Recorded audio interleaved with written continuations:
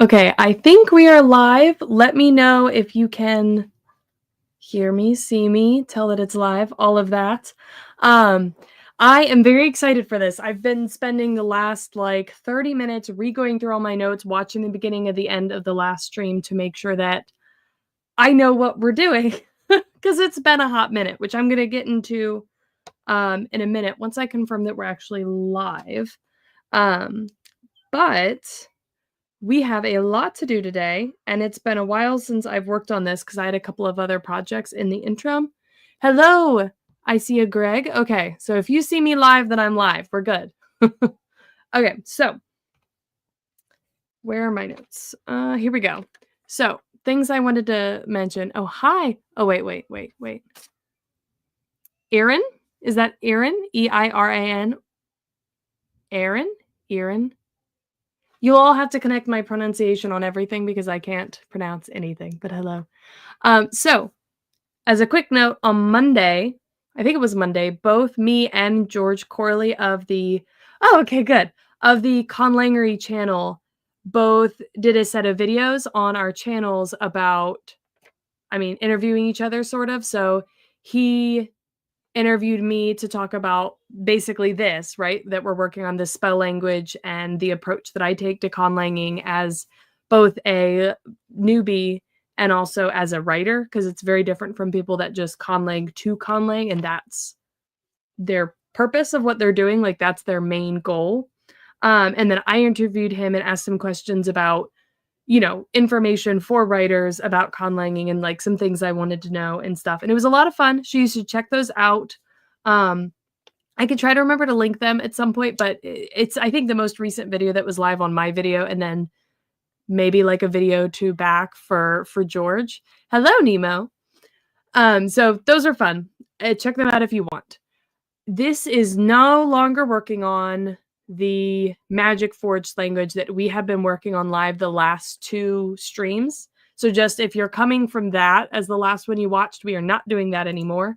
That was essentially working on a like Slavic-esque inspired language for the book that I'm currently revising, which I've gotten far enough and I've kind of wrapped that up on my own time, just getting all the names finalized, adding some like honorifics and other various bits and bobs. So that's all done. That's all incorporated into that book I'm revising right now.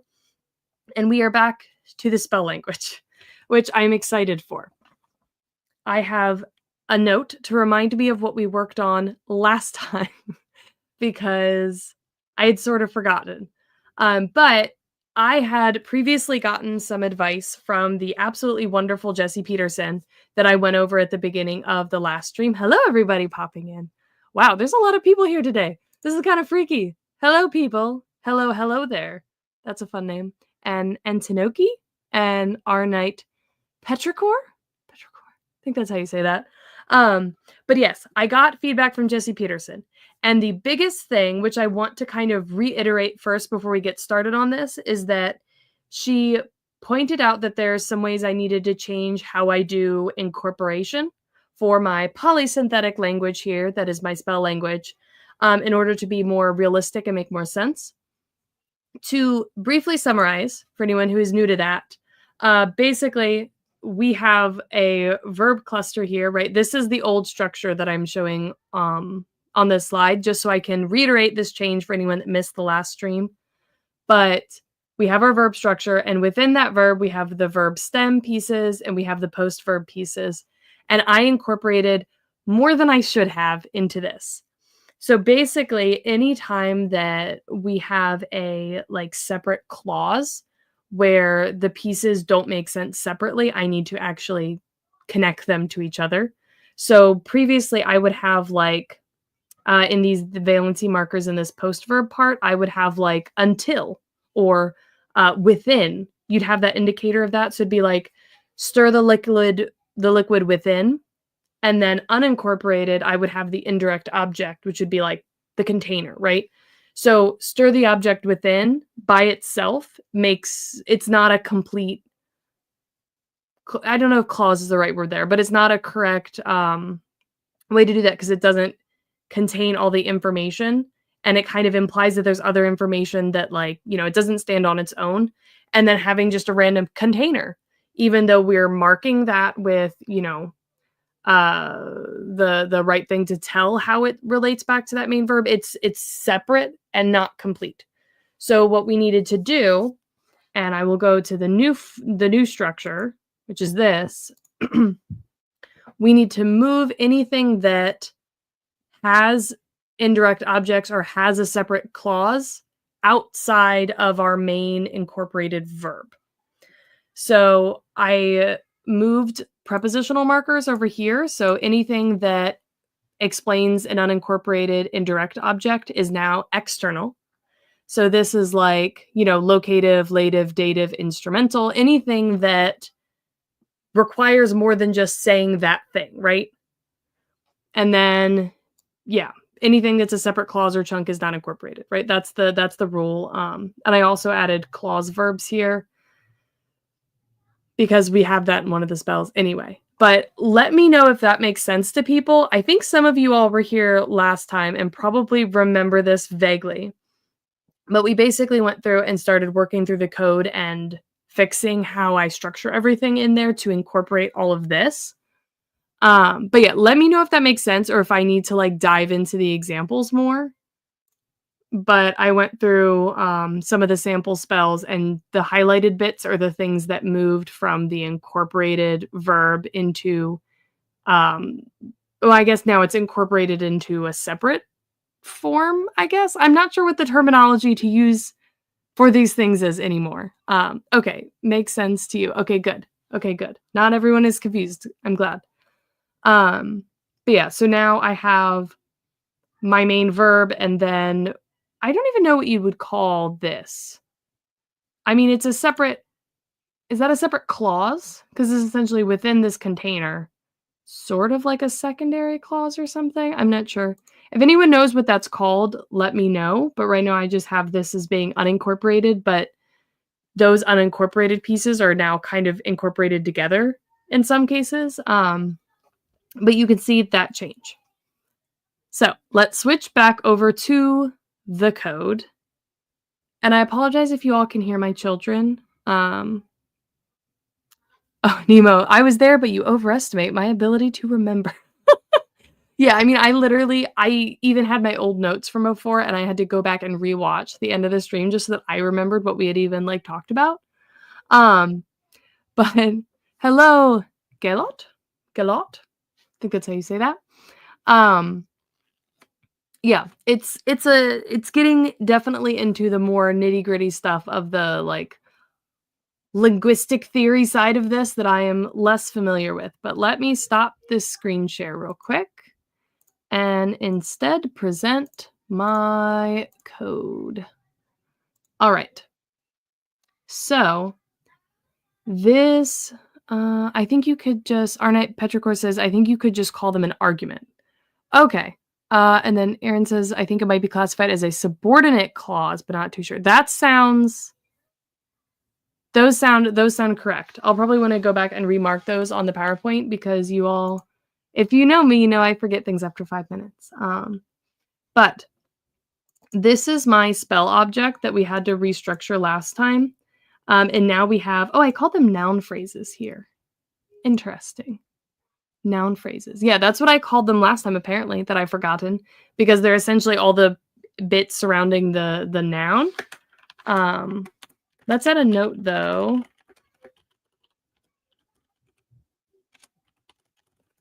Might be called subordinate clauses or arguments. I can totally spell. So we basically broke that up into this separate noun phrase object, which has the prepositional marker, or can have a prepositional marker, a spatial determiner, the possessive determiner, the plurality marker, the noun itself, and then the noun declension suffix could all be in this noun phrase, subordinate clause, argument, whatever we want to call it, right? So then we started, no, we're not going to worry about that. We went through and reworked the spells to fit this. So this is one of our examples that has the noun phrase. So it's, we're going to stir this liquid. It's like wet, right? And then the noun phrase is within the container, and then that container has the locative suffix. So stir the liquid within this container is our spell. I feel like my kids are being really loud right now. They're very like high energy today. I don't know if anyone else is like coming out of the crazy like winter sicknesses. We're mostly through it. I feel like I've been sick for like 3 weeks straight. I had the flu and then I had a really bad cold, and my son still sort of has that cold right now, but now that they're getting better, they're like, there's so much energy in this house and it's a bit crazy. But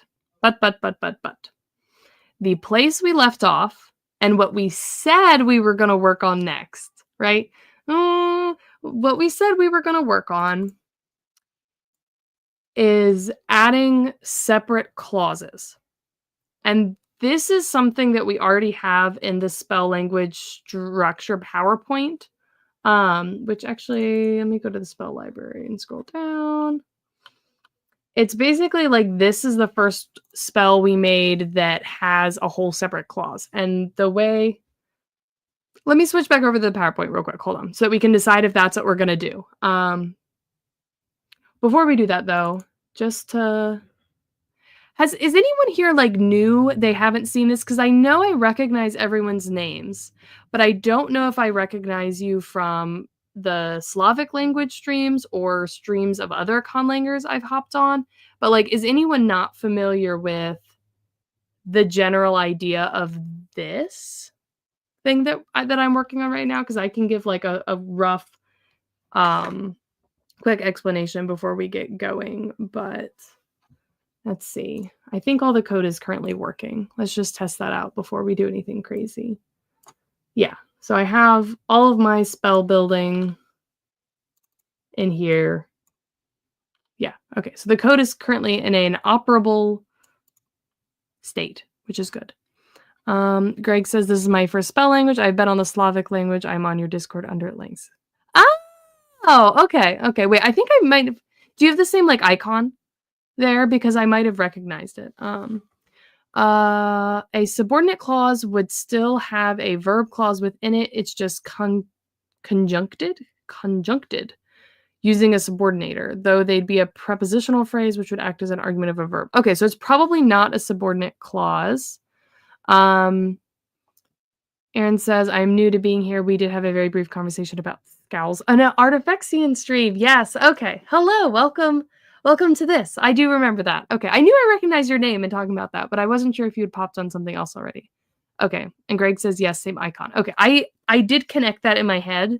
I'm good with the visual connections. That makes sense. Okay. Yeah. So the idea real quick of this spell language, and I'm going to switch us over to the presentation real quick, just so that I can reference that. I wish I could have multiple things up, but it won't let me. But the point of this is for one of my books that I am writing, or I guess right now it's in the outlining, world building, brainstorming phase. But it is going to have a language that is used to communicate with spirits that exist in like the spirit realm, right? And this is the only language they can hear. And both the understanding and the, I guess, translation of this language is sort of a plot point in the book. So there aren't any like fluent speakers of this language known that are alive, and they're just trying to understand it. And so the whole point of this is that it's used to, again, command the spirits. I wanted it to be relatively short. So the way here's the new one. The way the structure roughly works is you call out the spirit, and you have to know their name, right, in order to command them. So you would have their name with the vocative case, and then you would have a mood clause that is basically the command part. And you can command with different like degrees or different intensifiers. So you can basically say like, I spirit so-and-so, I welcome you to do this. Or you can use higher levels of force, which would be like, I beseech you, I command you, I force you, right? You've stalked the VODs. Okay. So there's a decent bit of like relatively newish people. Yeah. Well, it's very cool seeing new people here. It was always fun. Also because If you are new here, then you know that I know literally nothing, and most of the stuff that I do with this and I've learned with this has almost directly come from the chat, and from the, like, Conlanging channel in my Discord. So I very much rely on all you people that actually sort of know what you're doing because I do not. But yes, so we command the spirit somehow, and then we basically tell them what we want them to do. So it's a very limited grammar. This is not a full conlang, right? Because you're stuck with that. But it does get more complicated depending on what kind of spells you're trying to cast. But some of the examples I had, which I guess I clicked through really quick earlier, are like, "O Imva," if Imva is a spirit, right? We welcome you to, well, okay, that one's complicated. "O Imva, I beseech you, start the fire where I reference or point to," right? So, like, start a fire there and you point, and then the spirit creates a fire. That's sort of the context of the spells that we're creating here. And then some of them obviously get a little bit more complicated, which is forcing me to expand the grammar of this more, but you could say, like, "O Imva, we welcome you, stir this liquid within this container." So that's kind of the idea. And the other big thing of note for anyone that hasn't seen my stuff before, I do not do IPA. I do IPA theory, sort of. So, like, when I create my sounds, which are I just use the phonetic English spellings to represent the sounds. I do, like, look at it in the chart of, like, the different types, and I build stuff based off, I use a lot of that theory, but I don't actually use the characters because I'm creating this for written work, and so people are just going to pronounce it like a generic English speaker, so I try to spell things that only allow things in my languages that are easy to pronounce, and you can look at it the way it's spelled and just however you would default phonetically pronounce that is correct enough. So that's a little bit different for real conlangers, which I don't feel like I can call myself. Maybe I'm like, a noob, but that's the idea. But if we get over here, you've just already Romanized everything. Yes. Yes. That is essentially what I've done. And I did this, I think that Jesse and David Peterson have a video where they talk about, was that at a conference I was at? I'm not sure, but they shared a version of IPA that's just all the, like, English letters that are typically associated with all the IPA characters, and that's essentially what I use. Mine's a little different because I hadn't seen theirs before I put mine together, but I try to, like, follow the normal rules with languages, like, having, like, not having isolated sounds in certain columns, and, having little groups of the sounds together, and, there's some other standards that I'd looked up for common things in languages to try and make the sound combinations make more sense, but yeah, we're pre-Romanized, I guess. Um, but clauses. Clauses is something that I have never incorporated into the code, but we have it here in the spell structure. So this is, for example, this bottom spell right here, where in addition to our topic marker, mood clause, and then, like, the verb and the unincorporated bits, we have a conditional clause. And this is something that we need for more complicated spells. So this one is essentially like, "Oh, Imva, I beseech you." And what this essentially means is I want you to water the plants until they're happy, right? So water the plants enough is sort of what this means. But the closest, like, English translation of what this would be is, "O Imva, I beseech you," and then "of them," so referring to, the plants, "until their happiness being happy." So, right, we got to use a copula here, which I totally remember what that means. It's documented somewhere, but I don't even remember what that means. But anyway, until they are at the future tense reflexive happiness state, right?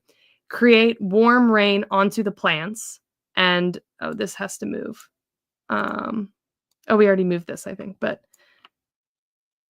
let me move that over here, given that we fixed how the unincorporated stuff works. Yeah, so that actually needs to go over here, but then within the greenhouse. So create warm rain onto the plants that are in the greenhouse until they're happy. I cannot represent this in the code yet. So I think this is what we wanted to work on today. The other option of things I need to work on soon is continuing to develop the Sandy rules in my generators. But let's see. What do we say? Aaron says, I would say you're a conlanger. You just do things a little different to how many people do. But I do know that there's a fairly large, they're not necessarily vocal group that do the same as you.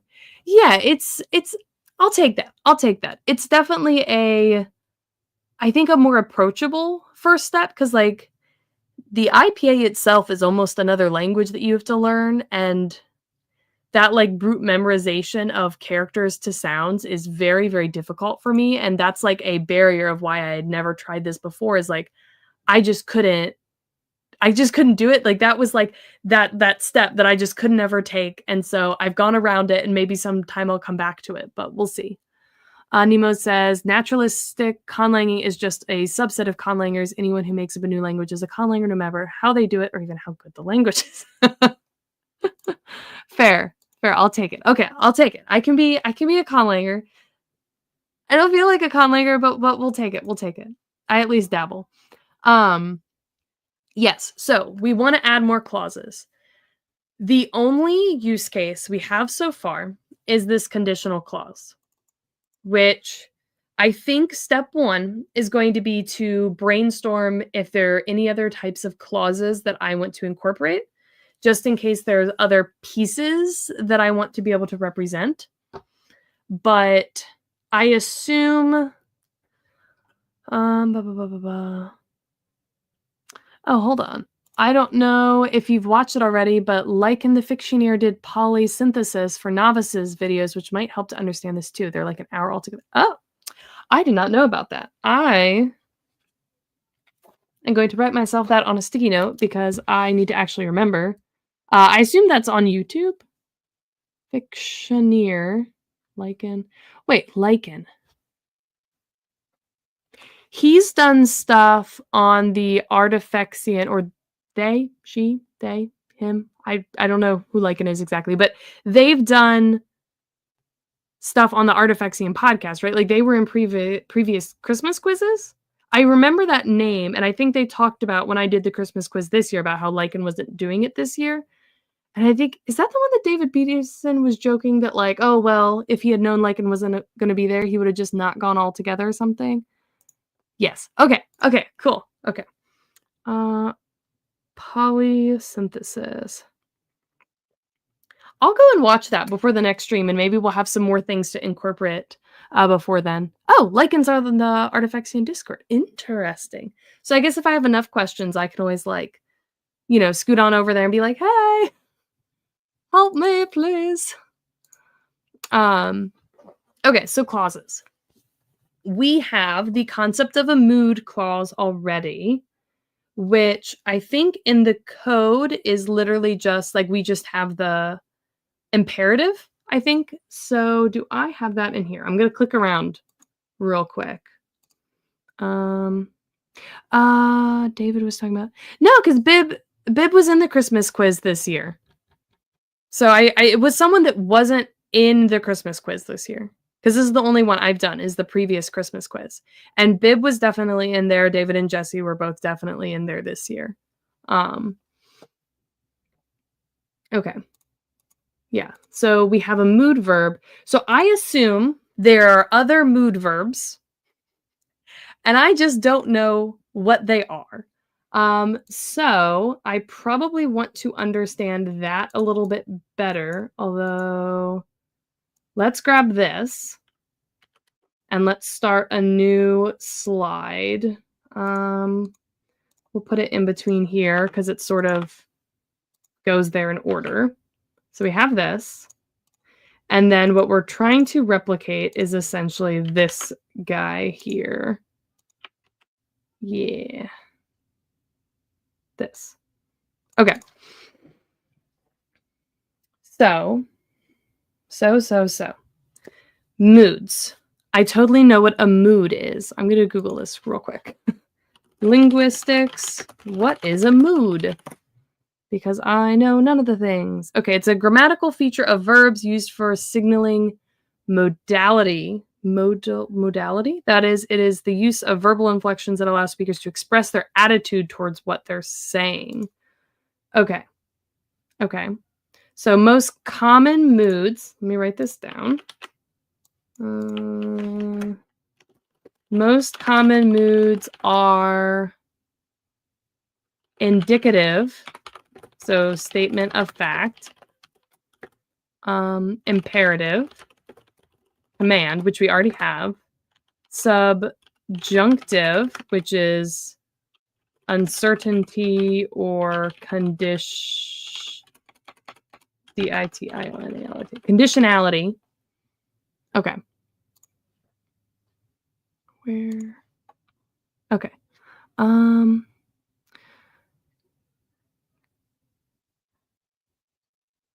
Greg says, perhaps in the code, why not create a generic phrase class and have instances of it as required? Yeah, so that's, well,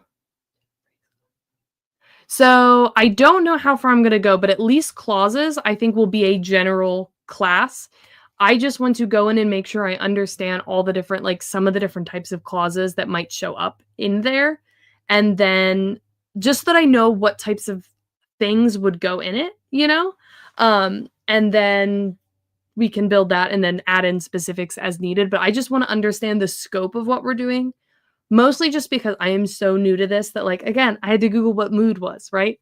So I need to understand what we're doing. And then once we kind of understand what we're doing and how that would look in this language and what all the pieces are, then we'll build something generic that we can then use for all the specific types of clauses.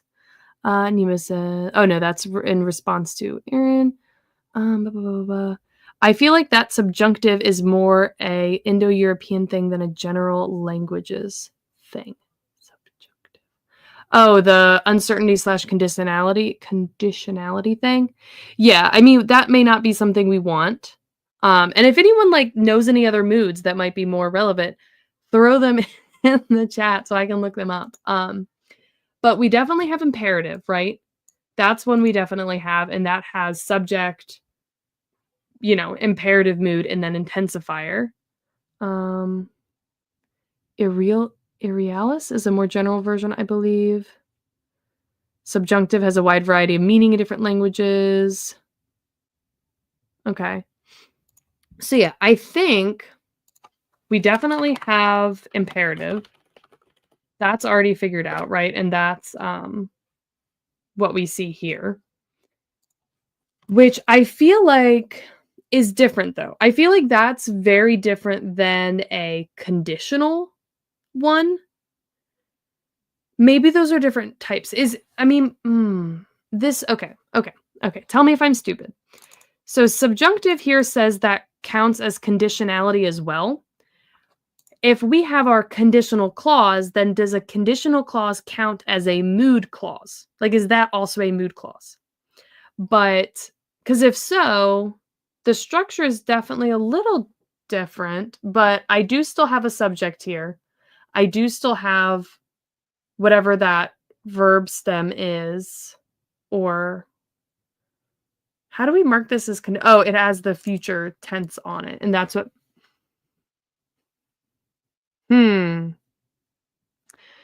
if these are the same type of thing, I feel like we have structured them very differently, because what this is sort of saying is third person animate.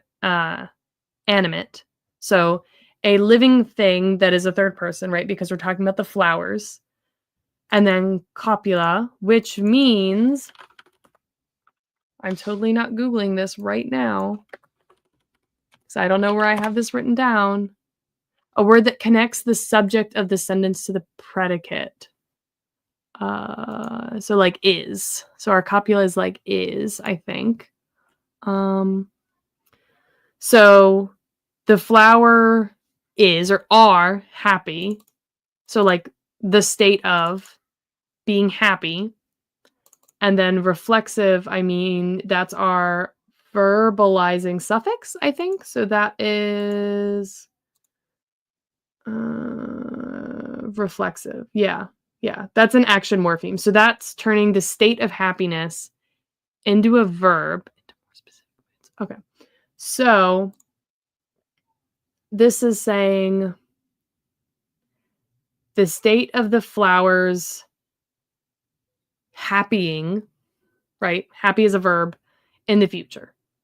So the way we marked this as a conditional clause is not with a mood verb per se, like we did for the imperative, but by just adding a future tense at the end. Which, does that work? Is that okay? Because these are not the same thing. But depends. Let's see. What are we talking about? A lot of languages outside IE have seen have subjunctive broken out into multiple more specific moods. Depends on how many modal meanings are being encoded. Edgar has a video on a bunch of them. Two of my favorite moods, this is from Nemo, says are precative and imprecative for wishing someone well or cursing them respectively. That's awesome. That's awesome. I definitely think I need to look at something about moods because they sound very cool. I'm not sure how, because again, we're like telling the spirits to do something, right? In the context of a spell, I'm not sure how many of the moods will be relevant for that. Because you wouldn't like wish someone well or curse someone, for example, right? Just those examples in the case of telling a spirit to do something, right? But anyway, back to what this would look like. Both of these clauses both have a subject, both have a verb. The difference, which I guess, maybe this is going to be more complicated than I think it's going to be. Because with the conditional, again, it's that future suffix marker determiner, right? That's telling us that it's a conditional clause. So it's not a separate verb. So I'm trying to think how there would be a pattern that fits these. I don't know if I've already done this wrong or if I'm trying to ascribe too much structure to this, because they're both verbs, right? They both have, like, these are all verb bits, right? Like, you have your verb stem, you have your post verb. That's all fine. It's just where the indicator of what it is in a different spot. So, like, in a conditional clause, right?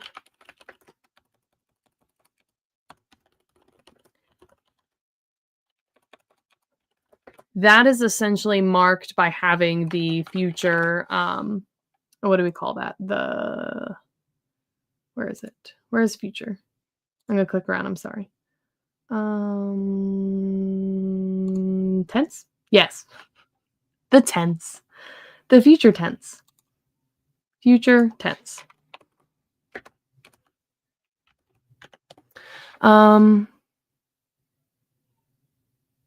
Greg says, okay, that's the Wikipedia definition of moods. Yeah. Yeah. So statement of fact, desire, command. Yeah. So, okay, obligative and ablative may be applicable depending on what you're feeling. Let me Google that real quick. Obligative. I assume that is like you're obligated to. Obligative. Obligative. I think I spelled it wrong. Obligative. I added too many letters. So it's a directive mood that signals the speaker's estimation of the necessity that the proposition expressed in his or her utterance be brought about. Wow, that is a fancy way of defining that. Indicates the speaker's belief that the proposition in their utterance would happen. So you must do this. So I won't need that, because that's sort of, I feel like, already implied by the fact that we're commanding them to do something, right? Like, we're not saying you must do this thing that I command, right? I feel like that's already kind of incorporated in the mood verb and the intensities of it. But abilitative.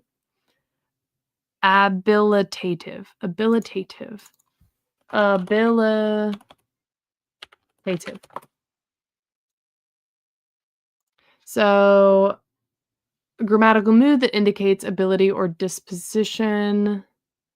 So, indicates the ability or disposition to do something. So, I am able to read or I may be able to read. So, yeah, Nima, that's exactly what I was thinking. The intensifiers basically get rid of the need for obligative. But abilitative is interesting because so this isn't the main clause of the statement, right? Because the main clause of every single spell is going to be this imperative command clause, right? That is going to be the main clause of every single one of these sentences, I guess, statements. So the clause is going to be a sort of secondary clause on that, like in English would go at the very end, I guess. So if I'm trying to think about an English comparison where we would have abilitative, that could be a like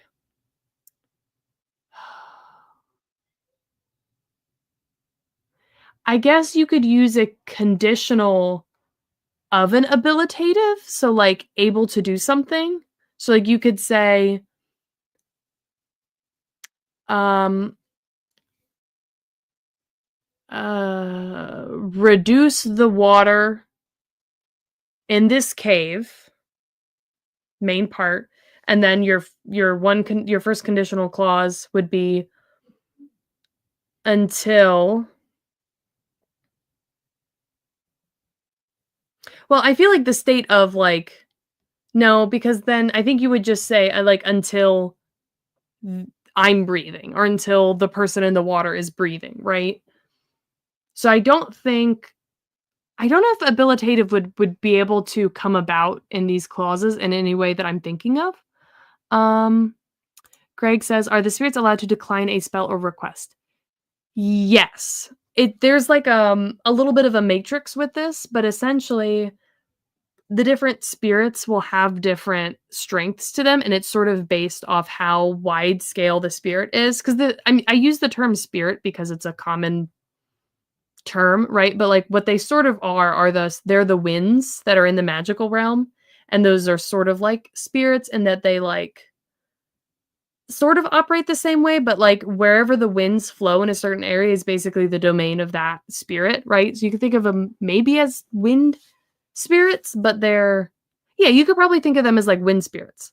So like if you have a wind that is really just like the mountain breeze, right? That like you know, you might have the mountain breeze and the valley breeze that like alternate in a small area, right? You might have a whole like jet stream that has a huge area and that wind of those major winds that come or you know, when you have your monsoons that come through, like that winds that bring those rain and storms, that might be a separate like wind spirit sort of.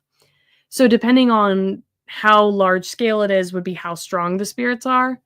And so you have to be a strong enough like witch to command the spirits. So if you're a very, very strong witch, if you like lightly commanded them, so like maybe you like said like I really want you to do this, then they have an option. But if you command or force, as long as you're a powerful enough witch to command that spirit, they have to do it. Whereas, like, again, like, they have the option at these lower levels. So, like, you could ask a really powerful spirit if you're a little itty bitty weak witch to do something, and, like, maybe they want to do it. So they're like, yeah, okay, like, you seem chill, we'll do it. Or maybe they'll just, like, no. Um, so this sort of has to correlate to your ability to do the command. And if you command a spirit that you're not strong enough to command, it would probably, like, retaliate against you.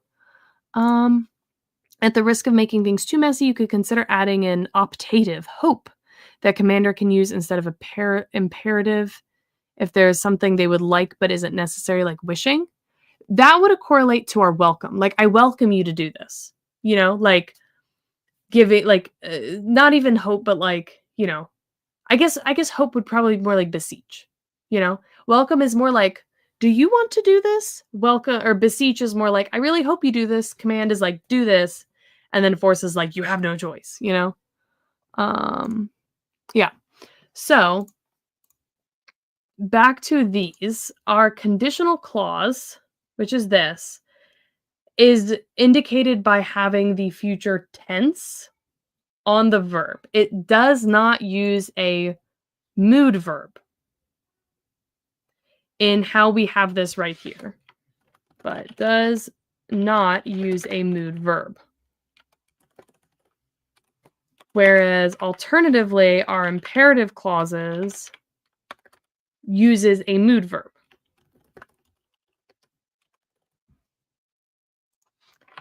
Use a mood verb. So if we want to make a pattern out of those two, they might just have to be entirely separate if that's the case. Because if we look at indicative, so statement of fact, I'm not sure what point we would have to use that. Let's brainstorm here for a second. So we have like do this thing until condition is met. Right? That's essentially the structure of our conditional clause, right? So I'll just highlight that gray, I guess. No, you guys can't read that, can you?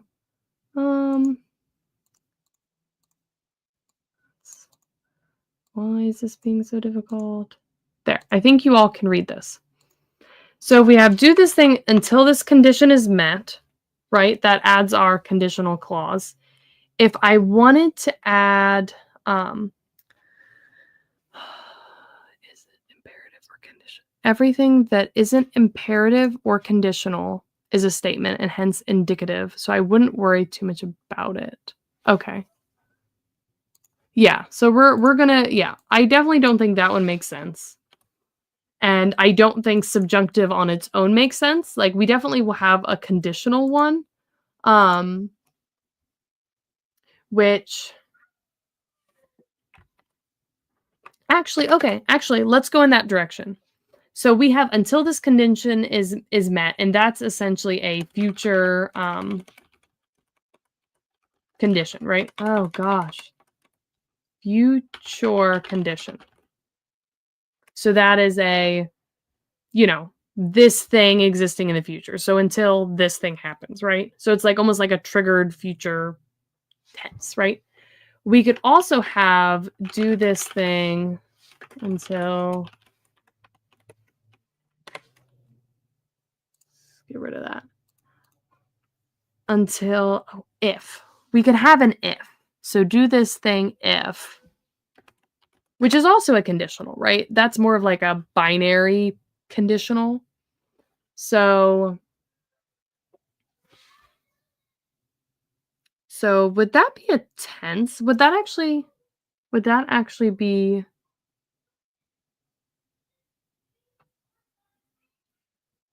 if? If. I mean, that's definitely a conditional. Do I have a tense? Well, I only have like two tenses. I have non-future and future. So I don't think so. If isn't a tense, right? That's not a tense.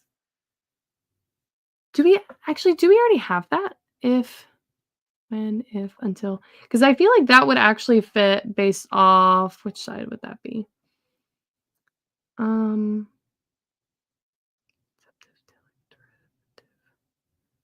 If.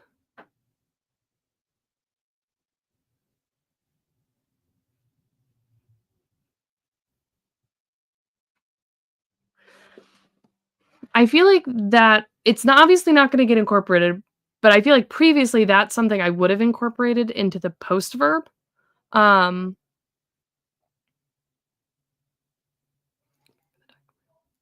Okay. Yeah, so iterative. I almost wonder if that's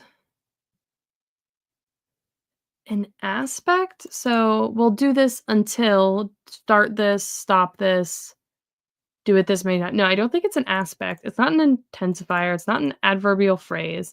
I don't feel like it's a tense either, but what type of word is if? Okay, so if, but basically if condition. And this would be like this would be like non-future tense, but would otherwise probably be the same form as this, although would if potentially be a mood verb? If I'm getting it, one works while a condition is met and the other works until a condition is met. One works while a condition is met and the other works until a condition is met. Yeah, so this is until, so continue doing this until this condition is met, which is sort of like an aspect within a future tense, maybe. And then the other is while a condition is met. Oh, interesting.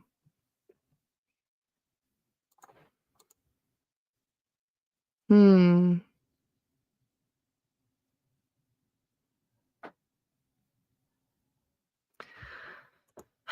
me see. What type of word is if? Well, okay, it's a conjunction, but that's not super helpful. It introduces a conditional clause, sure.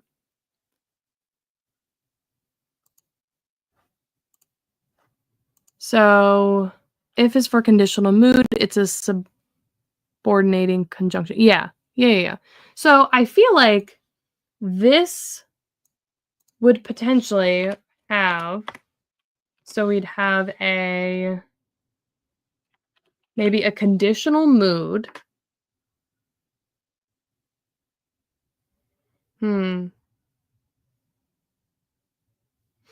It says you could always break it into statements like do this and then stop when / at. So I already have that. That is adding in the aspects, which what you'd either say is like you could say like create a file or like start stirring this pot, right? So that would be our inceptive, and that would be within one verb, right? You could say stop, so like stop stirring. You could say continue or repeatedly stir, I guess.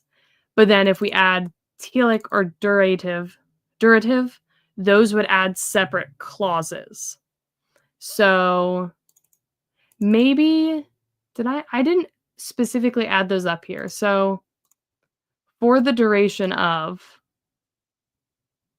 I mean, that is like a separate clause. I wonder if that would actually go at the beginning. And if those would be parts of our clause verbs up here, where if we have the telic or durative aspect, that would become a whole separate clause that would go before our head verb. That would basically be like for the duration of, like, or yeah, maybe that's kind of interesting because that's sort of what the equivalent of that would be potentially. Yeah, so say I wanted to make you're thinking subordinate clauses or converbs. I'm going to be completely honest with you. I have no idea what a converb is. That is a new term to me, and I only vaguely understand the concept of a subordinate clause, and by that I mean I basically do not. So let's see. Subordinate clause. Typically introduced by a conjunction. Okay, so if is a conjunction or like until is a conjunction, then I guess they would sort of be the equivalent of subordinate clauses, I think. And then a converb,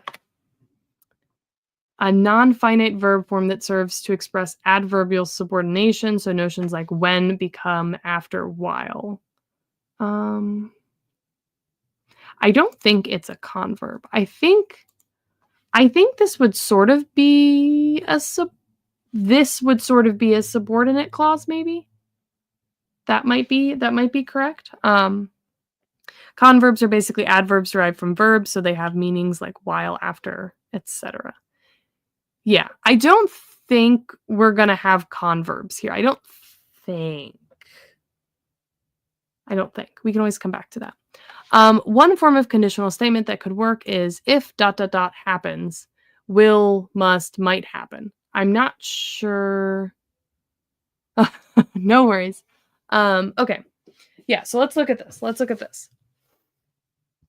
So we have do this thing if this condition happens. We could potentially have if we have durative. So do this thing for 1 day, right? That would be durative aspect. I think an example would help a lot. Yeah. Yeah. I'm gonna work on that. Bib has videos on converbs. I'll write that down. Okay.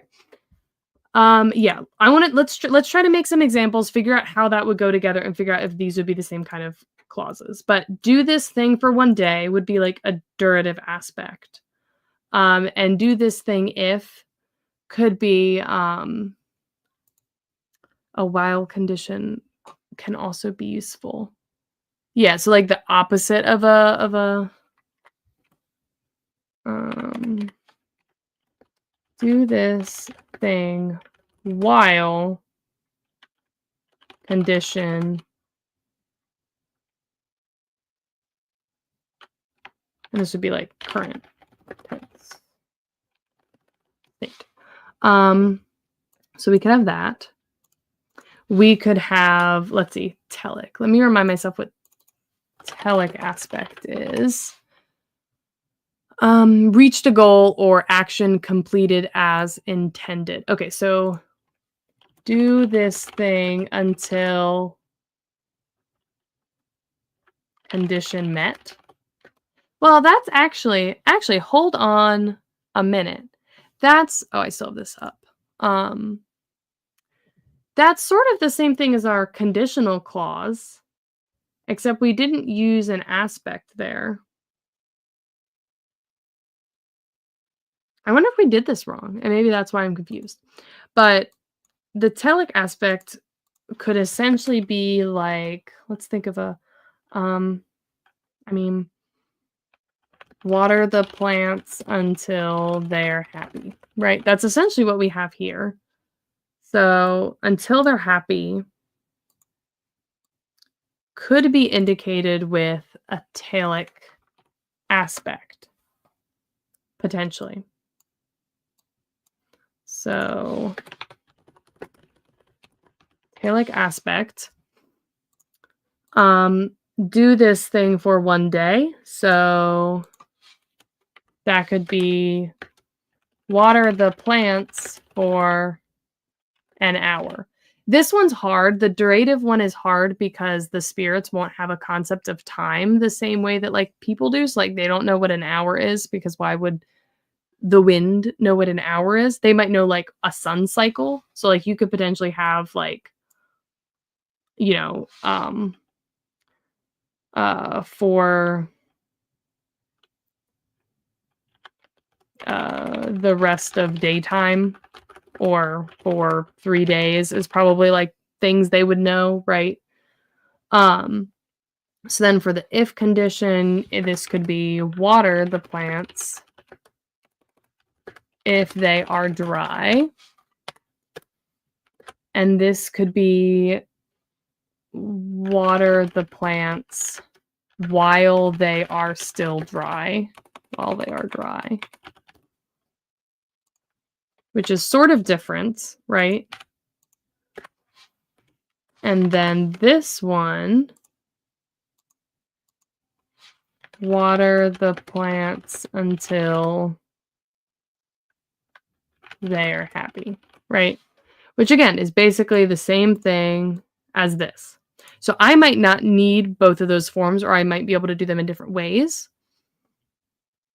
So I feel like in this type of clause, would these still be aspects? Because I feel like we're getting really messy where maybe I'm referring to things, grammatical concepts in more specific ways that aren't the same, maybe? Because, like, I don't know if you would have, like, a durative mood. Like, is that a thing? Or are these all, do I need to think of them as aspects? Wow, that is really not helpful. I need to remember to add linguistic to my Googles.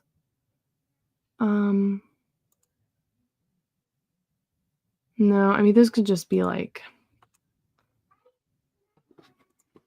okay. It could be useful from a writing perspective to have those different forms, as it could result in the spirits interpreting the spell differently, which could result in different or unintended effects. That's fair. That's fair. Because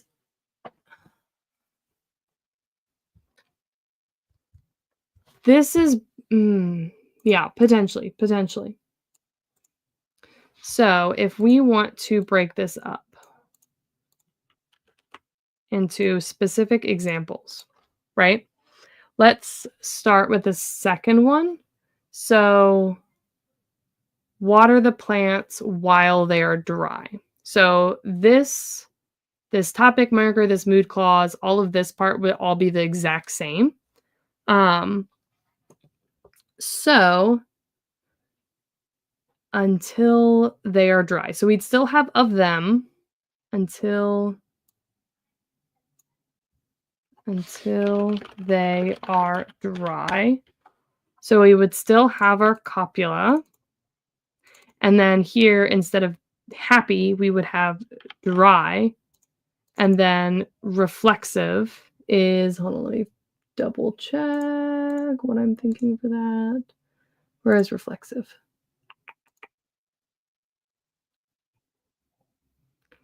Yeah.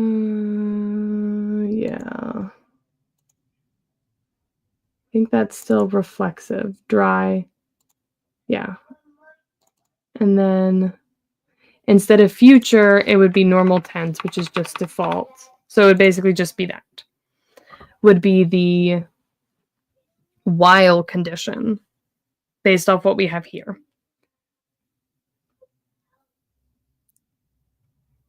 But this definitely doesn't have enough information encoded. Yeah, Greg, yeah, I just saw the same thing I think you did. Until they are dry doesn't work while they, oh, well, yeah. Because this doesn't have, this is essentially they are dry, right? That's what we have here. So what we need, okay. You're right. Because even though, I think, because this is future tense, I think want something to say until, right? And that could be something we figure out in a moment. But first, we need to add while they are dry. So we needed a way to encode that while, right? Which I think sort of seems, I mean, I guess it's a conditional. It's a type of conditional mood. So maybe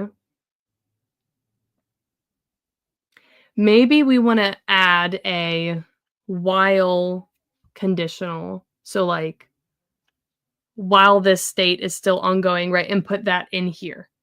And we might be able to do that for all of these. So what if we have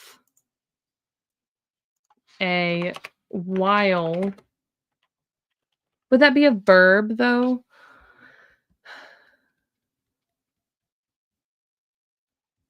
Or it's like a, I mean, I'm not sure what type of thing that would be. It's a conditional,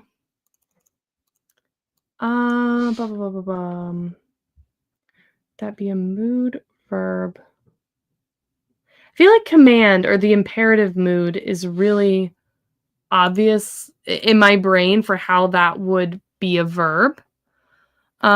Conditional marker with future for until and conditional marker with present for while is fine, I think. The problem is I don't have a separate marker for non-future. So it's basically just in the future and current, right, are basically the two options. And so there's no marker for that. So I don't know if this while, like, I don't know if this would make sense without having something separate in there to add that, given that there isn't a separate, like, tense marker other than future. Like, you just don't have a tense marker there. Um, and a conditional marker with present for while is fine. I think while is a conjunction. Yeah. It's just how do I add that? It's a conjunction in English, at least, right? So I feel like it's similar to the things that I have as aspects. So I feel like there is a type of aspect that would add that information. Um, and if that's the case, then the aspect would go in the post verb part. So it would go after the tense. So essentially, what I would have if I did this, right? I would have something that means until, right? The until aspect. And this would be like, I guess, a category of like conditional aspects to create conditional clauses, maybe? So like while aspect, right? I think that's what that would be without changing the structure. Yeah, that's fine, though I don't think you have a conditional marker yet. I do not. Well, I don't directly have a conditional marker, right? I have, let's go back up real quick. I have these, right? So these are sort of conditional. I mean, they're not really conditional, are they? Oh, it was good to see you, Aaron. Thank you for popping in. I don't know if these would really count as conditional. Can you have a conditional aspect? Like, is that a thing? Conditional aspect is the use of verb forms in conditional sentences to indicate tense, aspect, and mood. That's not super duper. Yeah, so would is a conditional mood verb. So aspect is the extension of an action in time, which is separate from a conditional sentence that says one thing is contingent on another. A conditional tense? Well, I don't know if aspects make the most sense for this. I like the idea to agglutinate, so to glue to the word the while particle to the verb. Yeah, I think it makes sense to do that. Like, it's going to go in there somewhere because of it being polysynthetic. And it definitely fits in that post-verb category where you would have aspects and tenses, which would mean that we wouldn't have a mood verb, like a conditional mood verb, unless we additionally just had a conditional mood verb that was just linked it over. Like, because we could, let's see, what order would be until? We could have this is going to be so messy. We could have conditional mood verb here, right? Move this over more. So we could have this. Conditional is a mood slightly different from aspect, so you could have both. Right. Okay. So we've typically, yeah, like our other moods are verbs. So I guess this is getting into the category of things where like it's not easily like translated directly into English. Like you could say what the equivalent meaning it is, but you can't directly translate it. If I have like a conditional mood verb that's like for like until, which would basically be like it just in my brain that's not a verb. You can express an aspect on a conditional verb, but conditional is a mood, not an aspect. Right. Okay. So these wouldn't be aspects. We're thinking. So we're thinking we would have conditional moods, right? Which, I mean, I guess whatever the while, like, are these moods? Like, until or while? Or would this have to be like If I have mood verbs, could I have moods that aren't verbs that I attach other ways? Um, which I guess so conditional is one of the moods that's usually expressed through inflection or grammatical words instead of a separate verb. Right, right. Which is what I was doing before, right? Where I didn't have this, and just the fact that I used the future implied that this was a conditional clause instead of having a whole separate verb. However, I feel like because the way this is structured with having these tidy little clauses, I almost feel like it would make sense. Like, are there any examples where it can be a verb? Because I like the idea of keeping that consistent, both for simplicity purposes, but also it just if that could be a verb, it feels tidier. Like, it feels like it just I don't know, it feels tidier in my brain, unless that is something I absolutely should not do, and I can always reach out to Jesse and be like, "Jesse, how dumb would it be if I did this?" But if I did have mood verbs for those, for essentially while and until, then this gets a whole lot simpler, and I think this would all fit together as, like, a thing, right? Um, because we could so it would be while they are the state of dry, right? That would be our while. This is until, and we could add I mean, I guess we could add the telic aspect here too, but I feel like that wouldn't make sense here.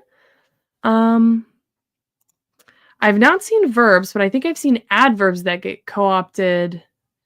You don't remember the specifics of those though. Okay. Well, let's work on this potential idea that I can do this. And let me document it out, figure out what that would look like, and then I might send that slide over to Jessie and see if she knows of any examples that do that. Before I do all of that shenanigans, um, example where conditional is a mood verb. Let me just Google that and see if just something comes up. Um,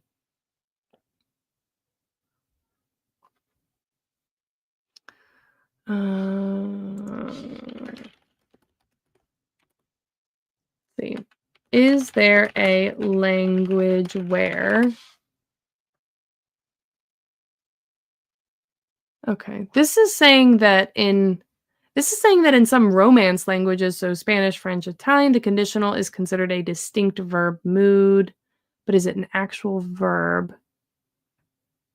So in Spanish, si yo estudiara aprobaria, if I studied, I would pass. So si yo estudiara, so if I studied, aprobaria uses the conditional mood verb aprobaria. Aprobaria? I think I could pronounce that better given that I did 4 years of Spanish. Okay, hold on. I'm behind on chat. O inva, I beseech you, of them they would be dry. Oh. Create warm rain onto the plants within the greenhouse. They would be dry. Would be. Being a verb.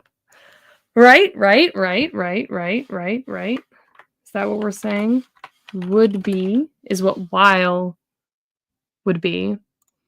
Oh, inva, I beseech you of them, they will be wet. So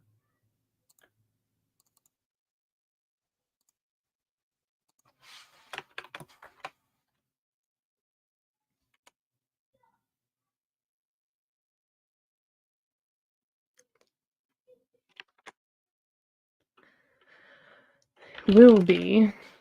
So it's almost well, I feel like that's almost what it's saying even without it too, like because you have the future and you have the copula, right? So copula without future is are. Um, aren't the clauses with until and while elements infinitives? I'm sounding it out in Polish, which has a million tenses. Are they infinitives? Um, let's Google that. Infinitive is a verb that appears with the word to and can be used as a noun, adjective, or adverb. Infinitives can be used in a variety of way. So like to eat, to dance. Passive infinitive be, continuous infinitive.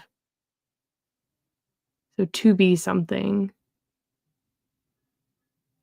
I think you could probably do this as infinitives. I don't know if that's what this is leaning towards. The first one can have while meaning, while the second one with until. All you need is a conditional marker. So conditional plus future is until, and just conditional is while. So that makes sense. So like if we just had a conditional,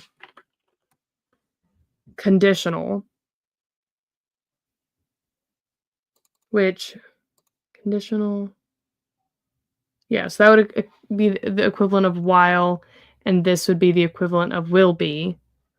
I was just saying that there is nothing marking them as a conditional subordinate clause. Okay. Conditional. Okay. I think I follow that. Okay, back to what I was looking at with Romance languages. The then clause of conditional statements following an if clause.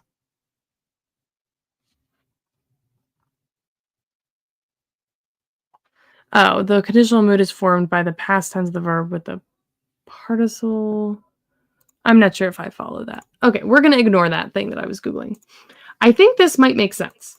So we would have a conditional, just a generic conditional clause with a conditional mood verb that would only basically cover the like until, right? So like they will be. That's like that. It's like the direct translation versus the more like the closest direct translation would be will be, but then in terms of like if you take a few steps further and create the more Englishly translation, it'd be like until, right? So I'm just going to write both of these here just while we're still figuring this out. So conditionally, right? Their happiness, or they will be happy. So until they're happy. And then this would be conditional. And to be. Yeah, so because like yeah, because the copula plus the conditional. So I wonder what this would mean if we took out the copula. I guess if we took out the copula,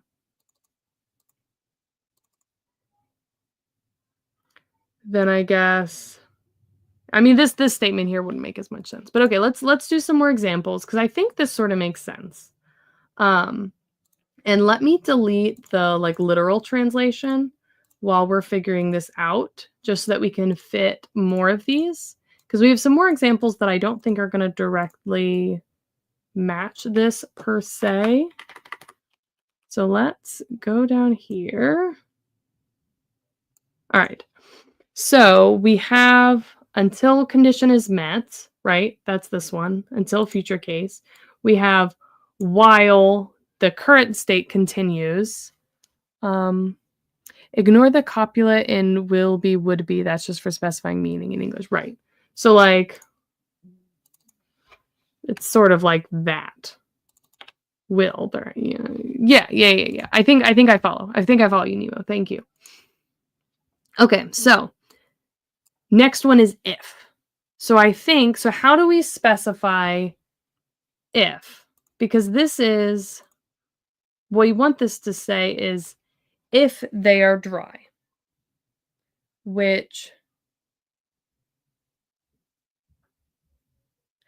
I don't know if that's, I mean, I feel like that's still a conditional, but we definitely need something else here to say that because if we stick with conditional, there really isn't another thing to add on to differentiate between if with a conditional marker, you don't really need if. I guess that's true. I guess that's true because those would essentially be saying the same thing, right? Like while they are dry and if they are dry. I mean, one implies like a current state.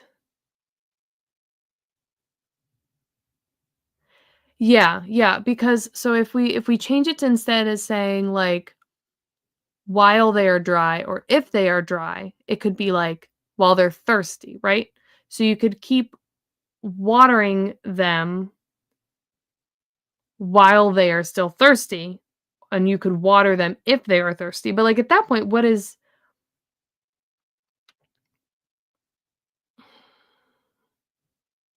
I don't think there's a meaningful differentiation there that actually requires it. I think I agree with you there. So I don't think we need if. I think that is handled by this while here. I think that's all wrapped up there. So then let's get into these aspects, the durative and telic aspects, which I wonder if we can just add those onto this.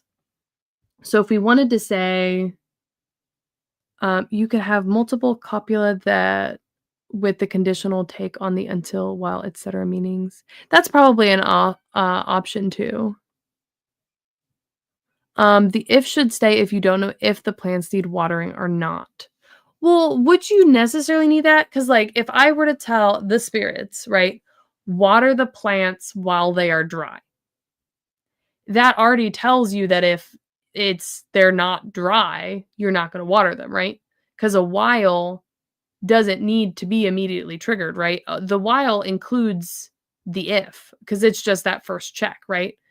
Because like I'm thinking like if I was writing this in my program, I would do while and then I would have my condition and then it would just basically do whatever's inside of that loop every time it comes back and checks if that condition is still met, right? But it's supposed to check it the first time. Whereas if I were to have an if, it would be if the condition and then you do this, but you only do it once. So a while is sort of like lots of ifs, just continuous ifs where an if is just one. So I feel like that meaning is still added. If you can think of an example where saying while and using if like wouldn't have the same thing happen, let me know and then we can come back to that. You could have multiple copula that with the conditional take on the until, while, etc. meanings. That's true. That would probably be an option. Yeah, it's a do while loop versus a while. Well, technically, a do while loop is almost skipping the first if. So an if is like if this condition, then do it once. A while is if this condition, do it and loop that. Whereas a do this while, the first time it always runs once. So a do while would not include that first if because it would always do the first one. How deep do we need to go? Also, hi Ty, I don't think I've seen your name pop up. Is the human's version of dry the same as the spirit's version of dry? So that's definitely like a thing, right? I think that dryness and like wetness is going to be a little bit different, but these examples I don't think are actually what the spells would look like because again, if I actually wanted them to water the greenhouse, I'd be using this first clause, which basically tells them to water the plants until the plants are happy, which I feel like the spirits being in charge of like the balance of nature and like bringing, rain and all that, like that's something that is very much within their wheelhouse and would make sense to them. So they would know how to water them the right amount. So like, I don't think they would actually do these, right? Like these wouldn't be super duper great spells if it was something a spirit like didn't want to do, right? Because there's loopholes to it. But again, if the plants are dry, the spirits innately would like want the plants to be happy, so, like, it would probably work out unless, like, you were trying to command a more powerful spirit that just wanted to, like, spite you because they could, then you would probably have shenanigans happening. Good points. Thank you. So yes. Yes. So I think for now, these two, the conditional with future and the conditional without future, works for until and while. So let's go on to durative. Durative. So if I want to do something for a certain duration, right now I have the concept of these aspects that, based off the structure, would go into a separate clause. I don't know if, like, that wouldn't necessarily be a conditional clause. I guess that would be a durative or a telic clause. Does that sound correct? So would this be a whole separate type of clause that's not conditional? And this would essentially be a durative. So of them, right? Because we're talking about watering the plants. This would be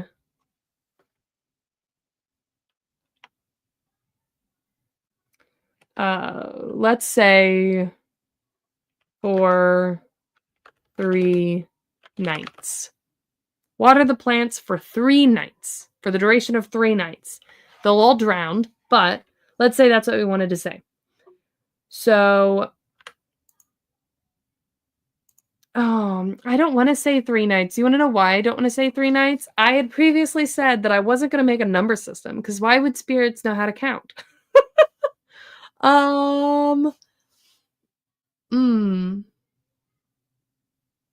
They wouldn't have a concept of time, and I don't think they would have numbers, because why would a spirit need to be able to count? Hopefully the spirits get paid for plant sitting. Oh my gosh. Okay, so while this doesn't necessarily mess with our example, but for realism purposes, I don't think we'll say for 3 nights. But I think time periods they could have would maybe be like for the night, right? So until the night ends, right? Or for the duration of the day. Or it could be the duration of the rest of this current moon. I feel like they would know that. Yeah, they might still have stuff based off moon cycles. Exactly, Nemo. I think that would be something that they would have. So we could say for duration of either the day, the night, the moon, right? Something like that.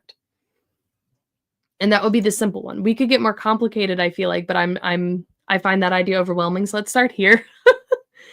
So for the duration of the day, the night, the moon, right? You could have few nights and that type of non-numeric counting. I could. So I think if I were to do something like that, I started thinking about this at some point. Where is it?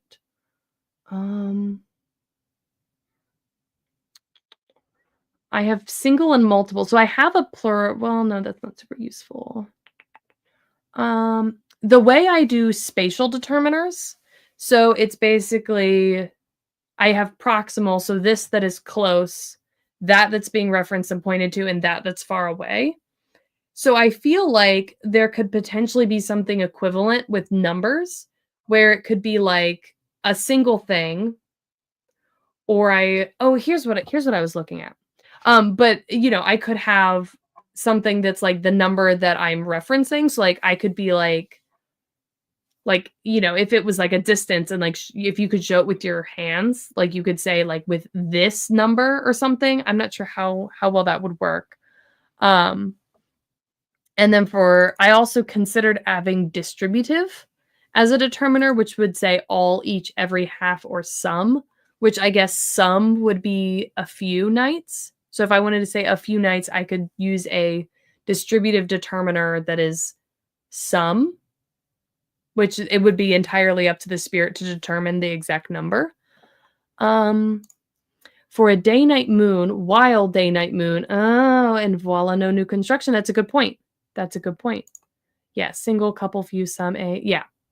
Yeah, so I think if I wanted to do that, I would need to actually have this distributive one in here, which we came up with the concept of before, but I never programmed it because we never actually had a use case. Maybe we do. Maybe we do have a use case now. Some nights, some number of nights.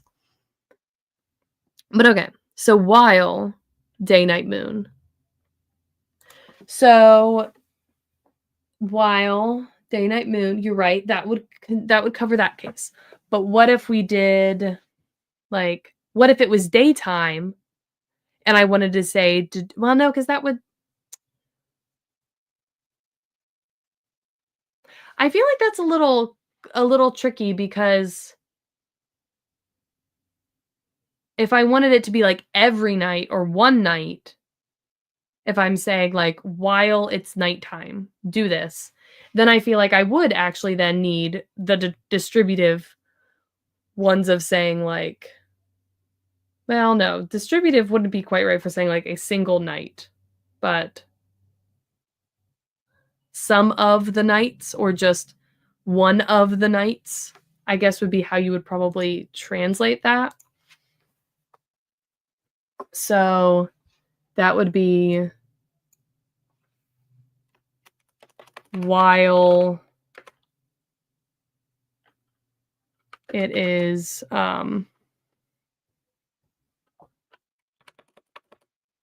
one of the nights, I guess would be how you'd say that.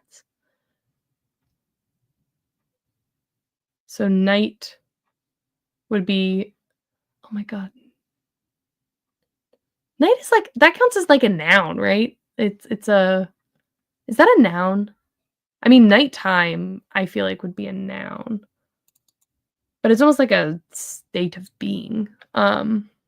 Yes, tie. Yes, that is correct. So could they be reluctant to be tied to a command for a length of time? Yes. So realistically, for the most part, spells, you can't create spells that continue forever because it's just not going to, the command won't last that long. So these need to be relatively short-term things. So like you wouldn't ever actually say do this for the whole like next moon cycle unless you cast it as like a like if a collection of witches all came together and like cast it together, then maybe you could get a longer duration. I don't know if you could get that long of a duration though. You'd need like a really powerful wind that wouldn't lose strength within that time period, right? So like if it was a wind that only blows through the day, then you can't really ask it to do something that goes into the night because it wouldn't be able to. But yeah, there could be, yes, there are practical limitations. But I feel like doing it for a night, that would be on the upper end of most powerful witches' ability to command. Normally it's like immediate things or things that happen for like maybe up to an hour would be the limit for most witches. But maybe you could do a night would probably realistically be the limit before it would just not work. Still need to put it in the structure though. Yeah, exactly, Ty. Exactly. So while, and so we wouldn't have the copula, we'd still have duration. And then we'd have night. And then, so this would actually be like, ooh. Exactly, Nemo. Yeah, longer duration will require tougher rituals, maintenance. Yeah, like potentially you could reiterate the spell. Okay, so question though. So if I have a durative clause, or actually, no, we're talking about this still being a conditional clause. A conditional clause that is basically while, like, throughout the night, right? That's kind of what we're saying. So while it is one of the nights. You could still have a copula while it is one. Oh, good point. While it is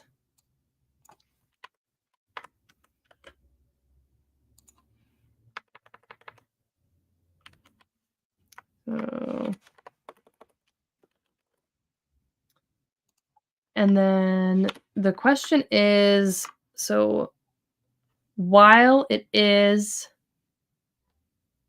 night,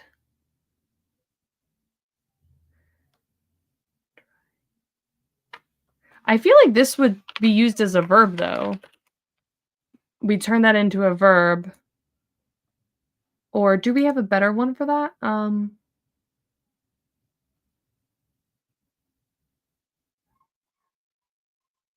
Because it's basically a verb that means like being night, I guess. Causing night, creating night, instrument. I think it's, yeah, I think that's still reflexive.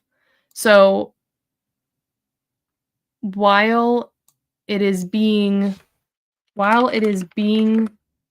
one of the night, I think is what that would technically be, right?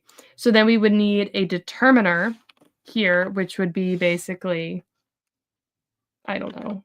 I'm just going to write SIN for a singular, what is that? Where is that? Distributive. So I'm going to add 1 here. And that's something I'm going to need to create. So actually, we now know we definitely want this because we've figured out a case for it. I'm going to mark that blue because I need to actually add it to the code. Okay. So yes, that's how you would say that. We're not adding anything new. It's still a conditional clause while it is being one of the night. Yeah. Singulative is the word you're looking for. Oh, singulative. Okay. Singulative. I'll add a G there because I feel like that seems good. This is getting slightly messy, but okay. Singulative. I don't know why, but a lot of these linguistic terms, they just like, I find them very entertaining because they're like, they're real words that mean something, but you would never hear it otherwise. And it's like you just get introduced to a whole new vocabulary of things that sound a little bit wonky. Okay. Sorry, I got a text message from a friend that I need to go help prepare to move after I'm done with this stream because I am nice. Okay. So that didn't count for durative. Can I think of a case where we need something that is specifically durative that could not be used by a conditional? So I don't think... If you said this even when it was daytime, that would still work. Why does everything end in TIVE? I know, right? I'm sure there's Latin. There's Latin reasons, probably, if I had to guess. Yeah, I don't think we need a durative here. So I actually don't think I need a durative aspect at all. I can't think of any case where I would need that because we would use this conditional clause. Yeah. So I think this go bye-bye. All gone. Okay. Telic. This is until a condition is met. And we've already talked about how that basically is covered by a future condition. In French, everything ends in IER. I-E-R. That's fun. Okay, so I think that the telic one we can also just get rid of because we've already said that can basically be covered by future. We could have it be another way, but I don't think we need to add something that is what's the word? Unnecessary? I don't know. But something that is already unnecessary just to do it. Like if it ended up existing because we needed other things, then I think that's fine for there to be multiple ways, but I don't think we need to add it just for that. So that's gone. So right now we have a conditional mood clause. So conditional mood clause, and this does in fact use a mood verb. And so does this one. So they're both mood clauses that use a mood verb. If you need more specificity, you can always use adverbs like now. Yeah, so like I don't think I've done a single adverb in this yet.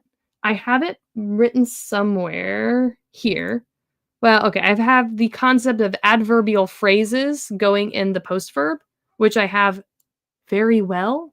Like do this very well. I don't know why that would ever actually be used. Like burn those trees real good. Yeah. I don't know why you'd say that. But yeah, I guess like now If that's an adverb, you could put that in there. But yeah, maybe I just don't know a lot of, well, I can't off the top of my head list a lot of adverbs. I might just not be thinking of cases where I will actually need them. But I can't think of any other clauses I would need, or any other mood clauses, because what else would you either do? You're asking a spirit to do something, so you could have a condition of like when or for how long, whatever they do something.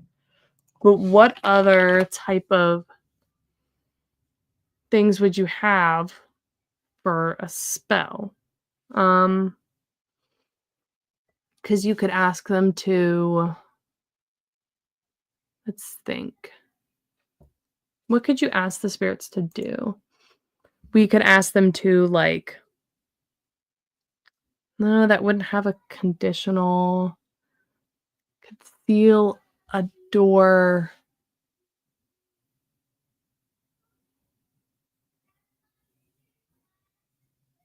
So what if I wanted to have a spell that was seal the door from magic? So, ignoring the command part, but then the main verb would be sealing, and then we'd incorporate the door. So seal the door would be our main verb from magic. This has a good list. What is this?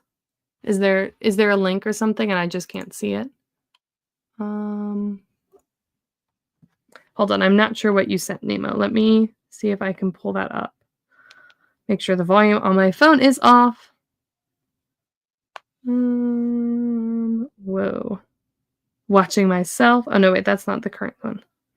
I want to watch the one that's right now and see what Nemo sent in the chat. I don't see anything. I don't know if you sent something, Nemo, but I don't see anything. But seal the door from magic. Oh, I forgot links are blocked. It was a wiki link for Irrealis mood. IRR mood wiki. Let me pull that up. Oh, in linguistics, Irrealis moods are the main set of grammatical moods that indicate that a certain situation or action is not known to have happened at the moment the speaker is talking. This contrasts with the realis moods. They are used in statements without truth value, so imperative, interrogative, subordinate, etc. So every language has a grammatical way of expressing unreality. Linguists tend to reserve the term irrealis for particular morphological markers or clause types. Some may have certain types. Okay. So list of irrealis moods, we have subjunctive. Event is considered unlikely. So if I were to love you, conditional. We have the conditional. I don't know if we need subjunctive. I feel like we could have it.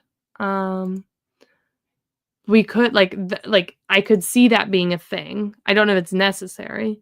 Optative. Event is hoped, expected, or awaited. I feel like that's kind of covered by our imperative with intensifier. Jussive. Event is pleaded, implored, or asked. Same thing. Potential. Event is probable or considered likely. That's covered. Imperative prohibitive.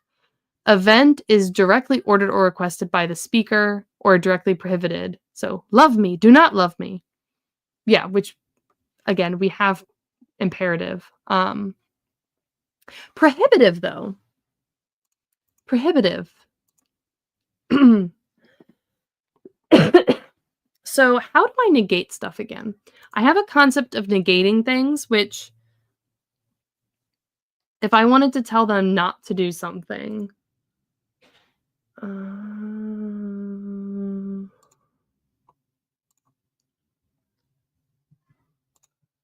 mean, that's how I negate that. Do I have it documented somewhere, my general concept for negating things? Because I feel like that's something we talked about at some point.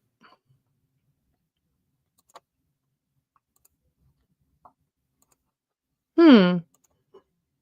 Okay, that's interesting, though. A prohibitive. A prohibitive. It would be an interesting concept to command a spirit not to do something.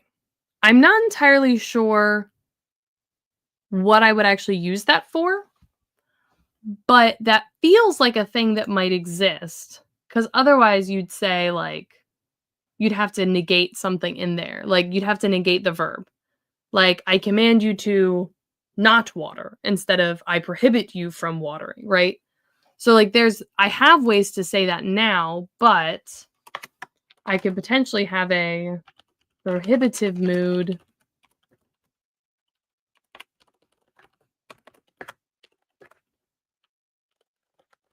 Which if I did that, I could apply the same amount of intensifiers to it, so it would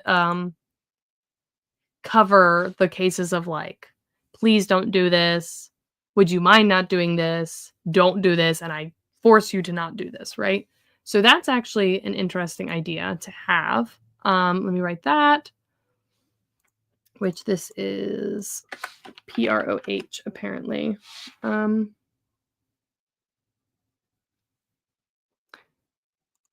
Yeah, so to stop the storms, but the same thing is also expressed by ceasative, to not blow the candle maybe. Yeah. Yeah, so you could say, like, you could command them to stop the storms, right? Um, I could see prohibitive being more used as a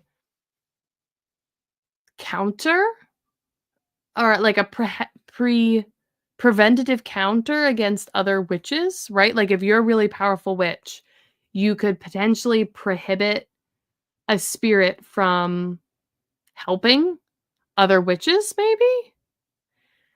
So it could be something that they haven't commanded yet, but basically a stop or like don't do this if they ask you to do it, like something like that. That is quite possible, yes.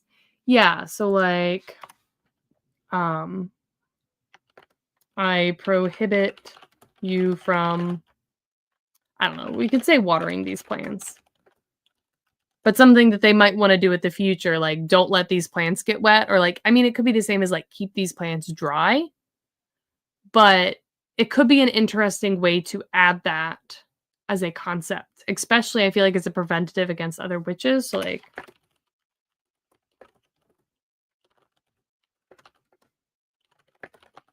I don't know, something like that. I feel like I could see being a thing.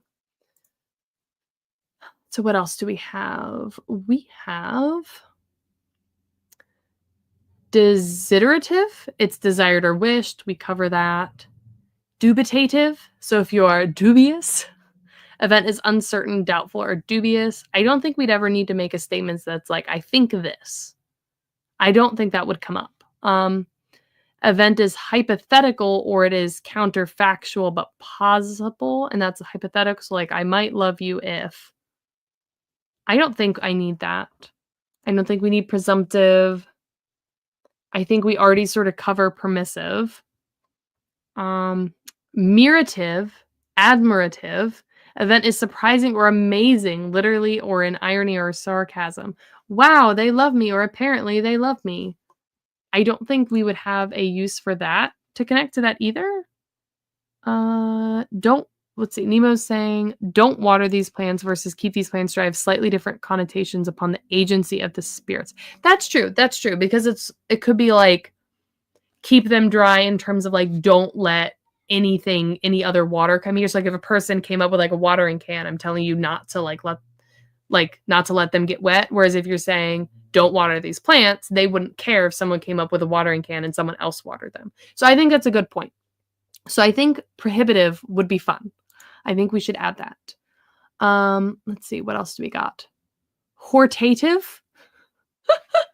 Event is exhorted, implored, or insisted, or encouraged by the speaker. Let us love. I think we sort of cover that.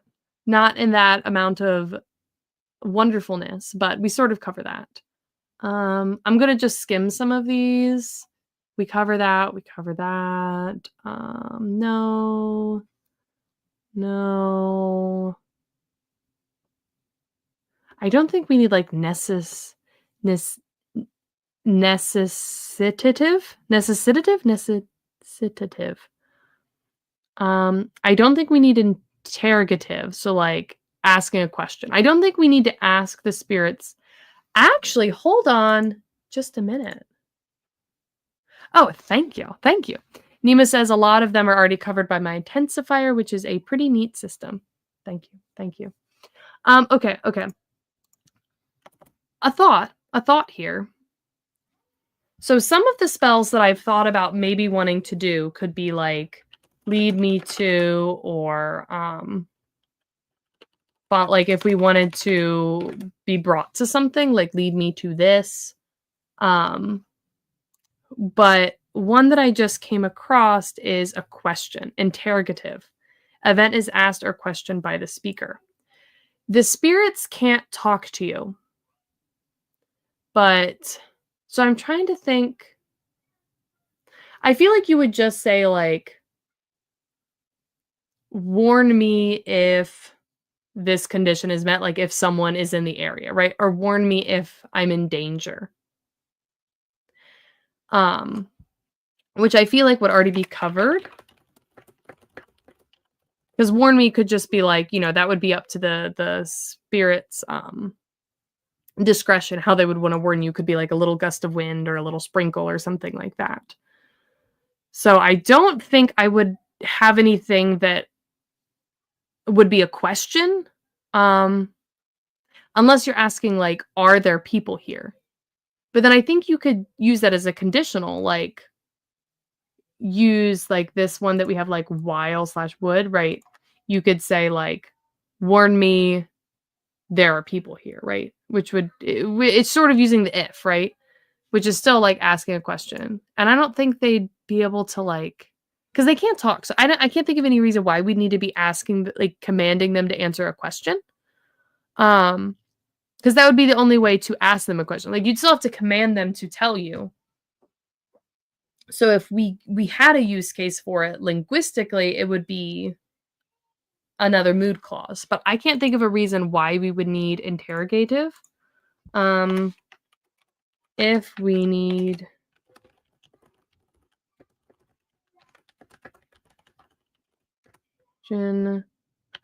could use interrogative clause. Greg says, interrogative, the questions could be a binary yes, no replies from the spirits. They could talk back with a sudden gust of wind. Yeah. So, like, it could definitely, like, work. I just can't think of a case where you'd need to do that. Like, you need to ask them a question.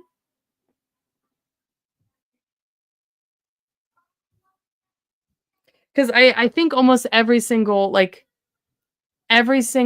way they could answer the question can just be met by that, like, binary conditional of, like, if the answer is yes, do this. If the answer is no, not do that, right? Like, because they can't really answer any other way.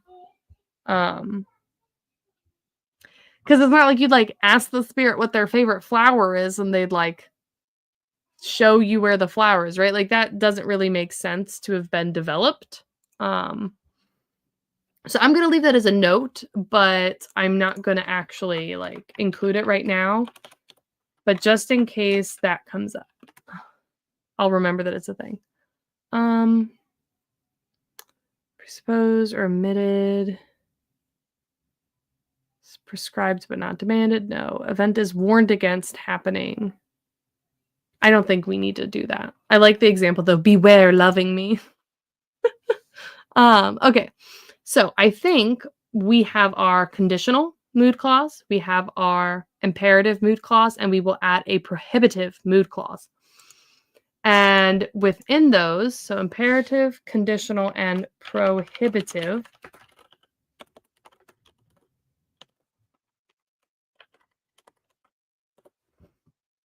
and so what we'll have here, because I think these all fit the same structure, so we'll be able to put these in the code easily. we'll have our potential subjects, and then we'll have, obviously our verb stem, which for the most part is going to be our mood verb. I'm going to break this down a little bit more, but mood verb. And then within the verb stem, we would also have, let me switch over here real quick. So the verb root, action morpheme, I'm just counting that as a verb. Any determiners, direct object, which is just like any other like verb clause. Where am I? Sorry, I got lost in my code. Okay, here we go. No, here we go. So mood verb, determiners, direct object, and then where would the copula fit? I feel like,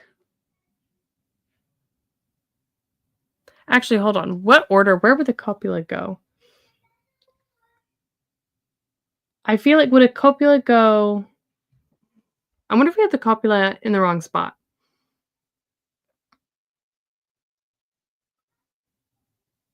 Would the copula actually need to go next to the subject? Because I'm not sure if it needs to go before or after the conditional. Because no, because it's essentially like our to be, right? So actually, I feel like it goes with the verb more directly. It depends on your word order. Yeah, the conditional can go wherever you want. Well, if it's the verb, so I have the verb goes before any of the like determiners or direct object or anything like that. So it's subject, verb, blah, blah, blah. So the conditional would count as mostly adjacent to the copula though. Yeah. I'm just questioning whether or not the copula would get attached to the speaker or the subject, or if it's attached to the verb itself, which is attached to the verb. Because it's definitely not part of the post verb. It's definitely part of the main verb. So to be, I feel like happy, reflexive.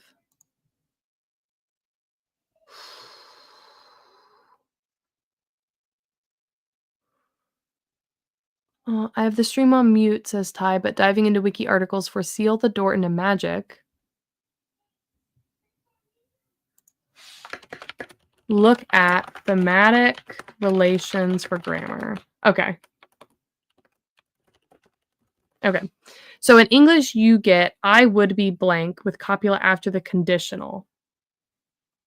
So it's not unlikely. Yeah, I feel like do I have this documented somewhere? Hold on a second.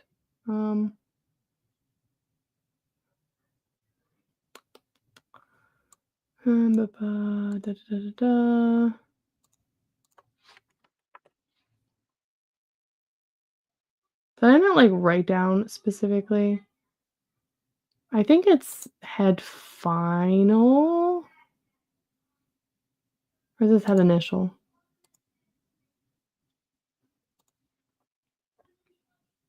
I'm not entirely sure, but I'm going to leave it as is for now, and I'm just going to leave my note to check where copula should go ordering-wise. I need to look into that later. Okay. So we have our mood verb. We have our... Oh, wait, hold on a second. Wait a second. We have two verbs. Is that a problem? Can we have two verbs in a verb? 'Cause the conditional, this is a verb, but then this is also a verb.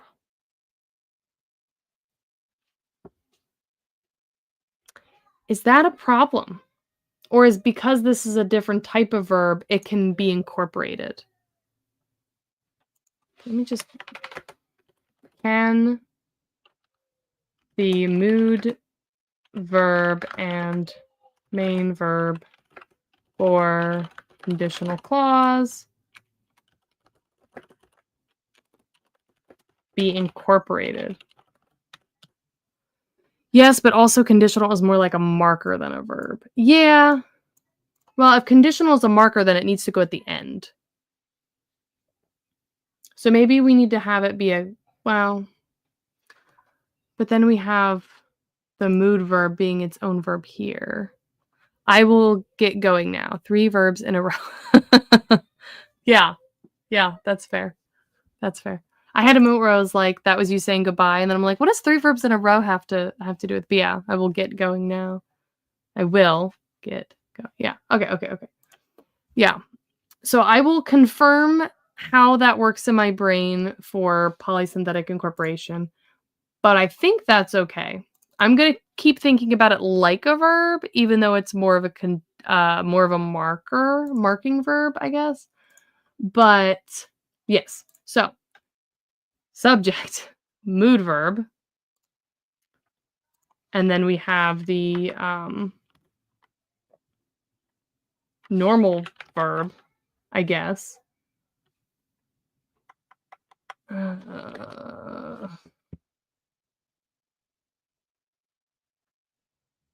But what is the copula? This copula is like really confusing me. Because now I'm like, well, is the copula like almost like the post verb of the mood verb? Or is it? I'm just going to do that for now. And then we have the verb. And then determiners, direct object, whatever is all after. Geek Overlord says, I'm not super tuned in, so sorry if this is irrelevant, but in French, you can have 2 verbs easily. One is an auxiliary, like have and is. French isn't polysynthetic. I think, so I'm not worried about having 2 verbs in a clause. The problem is that they're incorporated into one verb. So the question is whether or not one verb can incorporate another verb is the problem here. But the idea of it being an auxiliary verb, maybe a verb can incorporate an auxiliary verb. Let's see. Can a verb incorporate an auxiliary verb? I guess is the question. Incorporate an auxiliary verb. Hello there says, I think you can in some Native American languages. Okay. So maybe that's how I have to do it. And then I just need to look up just to confirm where the verbs would get incorporated, because maybe the conditional mood verb, well, I have to figure out which one is the auxiliary verb and then which one would go first, because the main verb would be first and then the auxiliary verb I think would get incorporated after it as part of like a post verb auxiliary verb thing. I think that's how that would work. So yes, this is essentially what we have here, where our verb, Nemo says, yeah, you can definitely incorporate them, not a big deal. And as said above, Native American languages are pretty polysynthetic, which glom together basically everything. Yes. Okay, good. And it's still part of like a standalone clause, right? So you like saying like as an additional clause onto the main one, like until they would be dry, that and covers everything it needs to cover. So it makes sense for that to be one chunk. That is how you get the Navajo word for tank. Now I might have to look up the Navajo word for tank. Can you guys hear my daughter crying right now? She's very angry that she wasn't allowed to go downstairs, although it's 1 minute from nap time being over, so I don't know why she's so upset about it. But Bibluridian coded.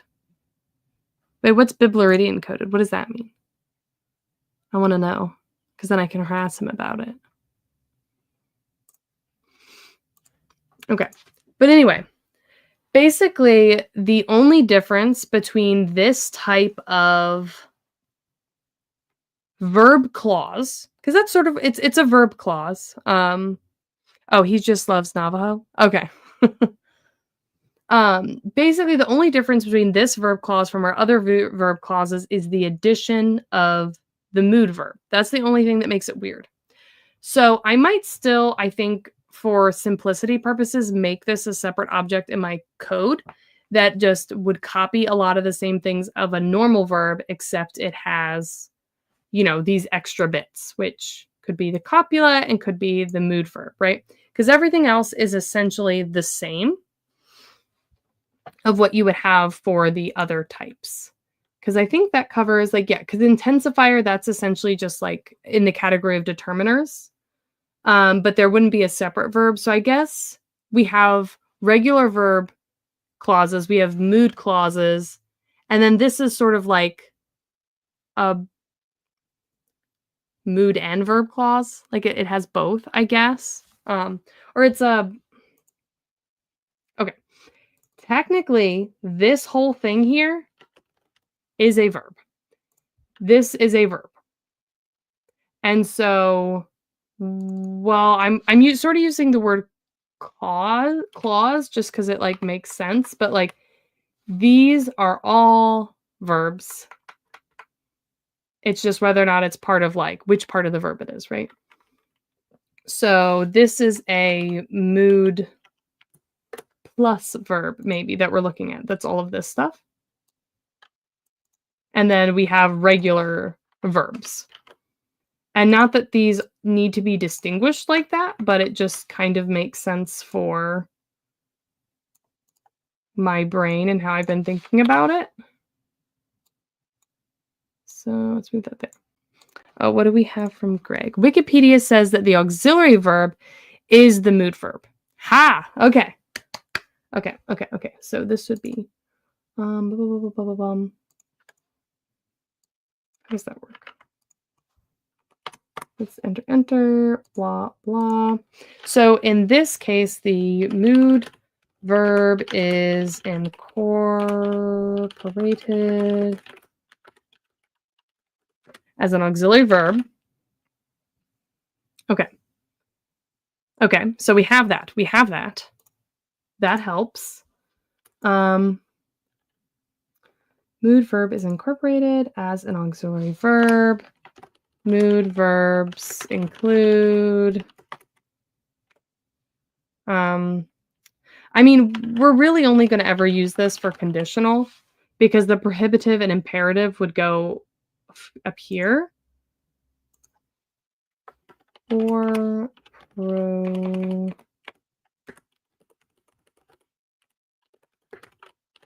so I could probably just call this, for the sake of what we're doing here, I could probably just call this a conditional verb because that's what it will be used for. So let's go ahead and do that.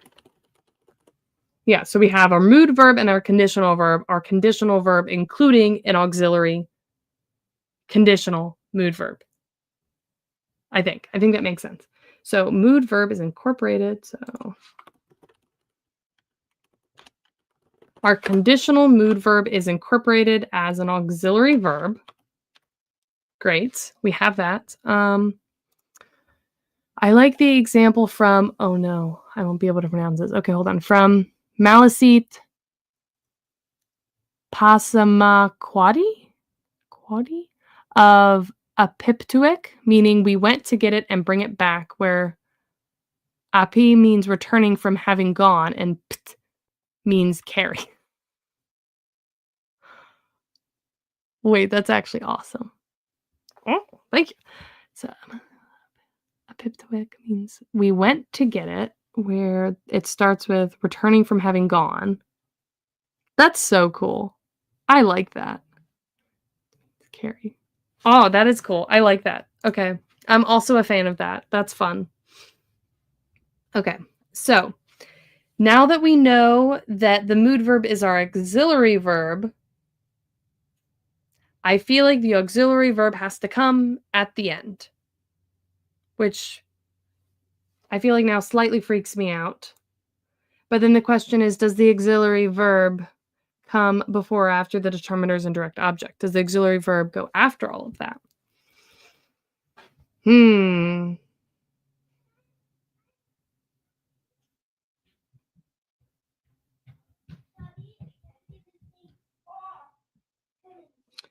Where would it go? Would it go? I feel like it would probably go at the end because the main thing,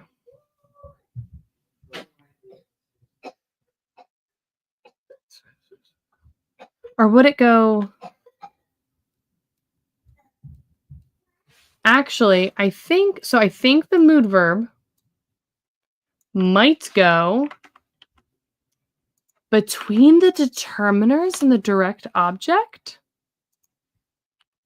because then you have your verb and subject is a prefix, but you have your verb and then you have your determiners. So like do this here, like start a fire here, and then conditionally. I feel like conditionally would actually go around the same place you have your future tense. So like if we have the future, so it'd be like being happy, future tense. So being happy in the future, whatever, as a condition. Condition of condition of. I'm trying to think of what the direct English for that would be, but I feel like it either goes directly after the verb, and so before the determiners,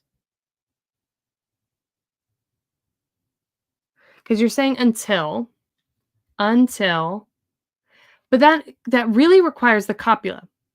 So I think the mood verb and the copula really are necessary to provide that meaning. So I agree. I think, Nima, I think you said this earlier, that they should probably be next to each other. I agree. I think the copula and the mood verb need to go next to each other.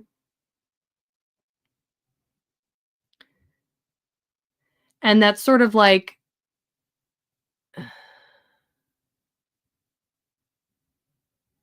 to be until, or so auxiliary. So if that's the case, I feel like technically it would be part of the determiners. And I feel like maybe this. So you have the verb, you have your determiners, you have your mood verb, or your auxiliary verb, and then you have our copula, and then you have your direct object. Which I wonder, now that we look at this, if I will essentially always have just the conditional and the copula, maybe those just need to be the same thing. Like maybe that, well, no, because I want it to still be a mood verb, but I wonder if the mood verb could eat the copula. I feel like that sounds minorly strange, but I wonder if that would be a thing. I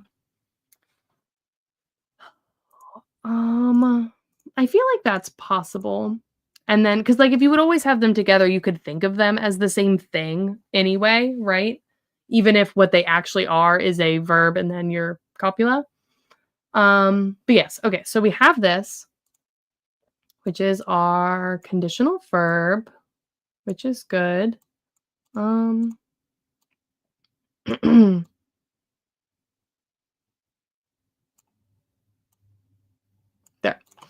Our conditional verb. And then I need to codify this. And then I do also want to look into this now because I remembered that was a thing I wanted to be able to include, and we need to figure out how to include it. I don't know how we'll add a thematic relation. I feel like it would have to be a separate clause that might be another type of clause that we need to consider. Order would normally follow the order they followed before attaching to the verb. Is there a proto word order that you were thinking they followed? No. No. I have not done any proto anything. So I feel like I've mostly just been following. I think this is, oh gosh, every time I say it, I switch it up in my head. I think it's head final because let me Google that real quick. Head, or maybe it's head initial. The meaning, the head of the phrase begins at the beginning, head final is it's at the end, obviously. So head initial places the verb before its complements, whereas head final put it after the complements. So I do have the verb at the end. So maybe I'm head final. I think I'm head final. While there are tendencies in languages, there are no absolutes. Yeah, I don't know. I do like trying to follow reasonable patterns if I don't have a reason not to. But then it does affect how they're pulled on.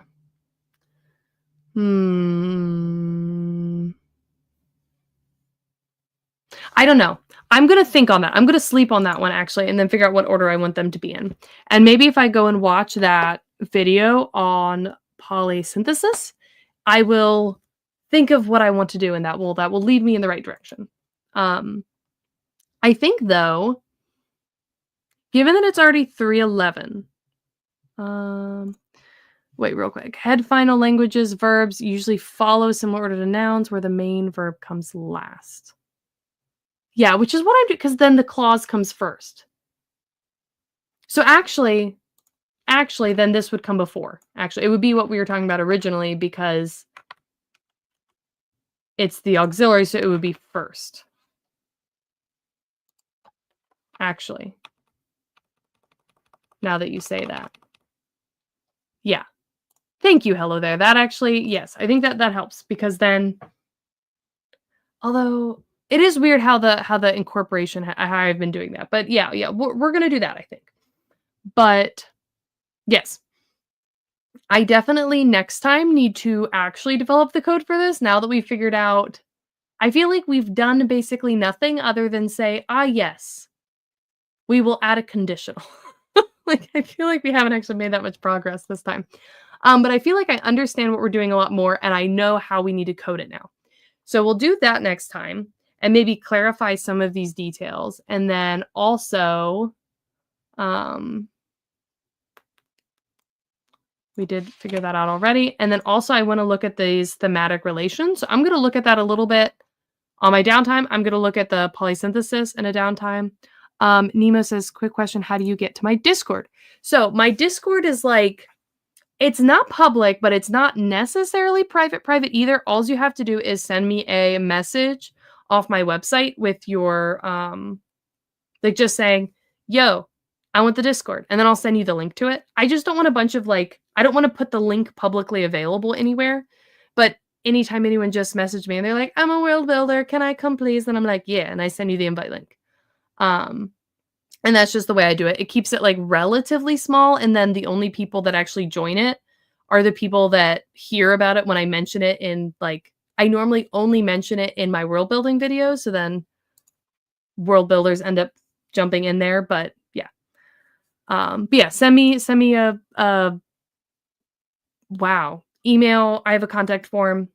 Just fill that out. Say Discord, please. And I will send you the link. Yes.